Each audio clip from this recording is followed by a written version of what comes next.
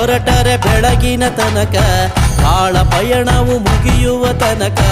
ಹೇಳ ಹೊರಟರೆ ಬೆಳಗಿನ ತನಕ ಬಾಳ ಪಯಣವು ಮುಗಿಯುವ ತನಕ ಕಥೆಯೋ ನಿನ ವ್ಯಥೆಯೋ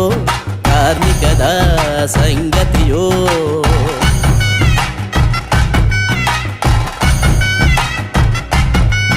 ಏನೆಂದು ವರ್ಣಿಸಲಿ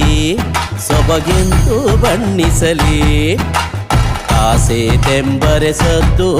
ಕಲೆಯುವುದು ಕುಣಿತದಲ್ಲಿ ಏನ್ ಚಂದವೋ ಏನ್ ಚಂದವೋ ಏನ್ ಚಂದವೋ